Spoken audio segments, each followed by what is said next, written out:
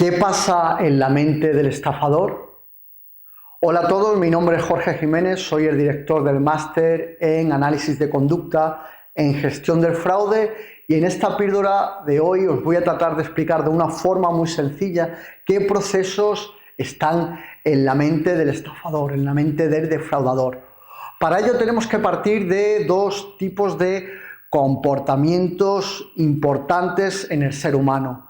Uno es el lenguaje, su capacidad de comunicación, un lenguaje en el que transmitimos información. Esa información puede ser información veraz, información falsa, información manipulada.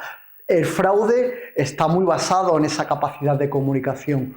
Por otro lado, el gran elemento que es la interacción social. El ser humano es un ser humano social, que se relaciona con otros, que necesita de otros para evolucionar. Y en esa interacción, en ese trabajo cooperativo, es donde también puede surgir la intencionalidad de engañar, la intencionalidad de manipular, de perjudicar a otros para obtener un beneficio personal. Si os estáis dando cuenta, estos elementos son muy evidentes en un comportamiento de fraude.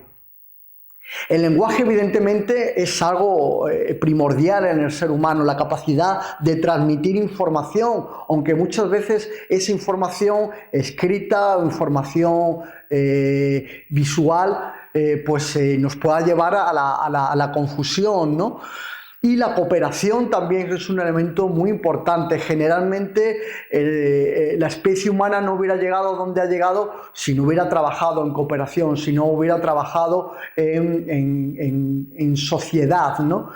Pero muchas veces es cierto que nunca podemos llegar de forma individual a alcanzar las mismas metas que si trabajamos en equipo, pero también es cierto que muchas veces trabajar en sociedad, trabajar en equipo también implica que muchas nos la estén jugando, ¿no? En ocasiones nos estén engañando.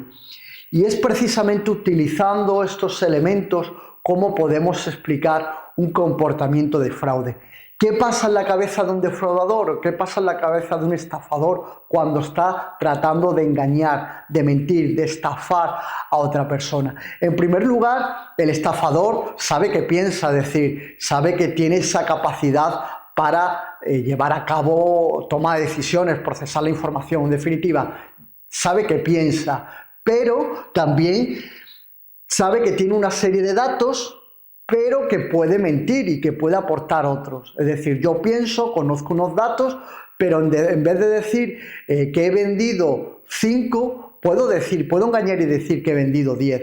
Pero además sabe que puede inferir lo que otra persona, lo que el receptor de esa información le está pareciendo, tiene capacidad para entender ese feedback respecto a si la otra persona se está sintiendo engañada o no.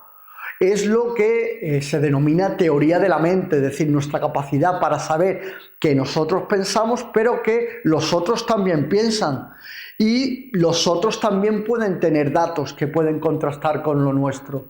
Y además también pueden inferir sobre mi situación, sobre cómo me estoy comportando. Y a partir de ese feedback que se establece, podemos llegar a simular o podemos llegar a manejar la información. Por tanto, el proceso de fraude, el proceso de engaño, es un proceso complejo que en el ser humano está condicionado por eso que denominamos en psicología la teoría de la mente. Es decir, ser capaz de saber que yo pienso, pero que la otra persona también piensa y puede estar recibiendo y provocando feedback de información distinto.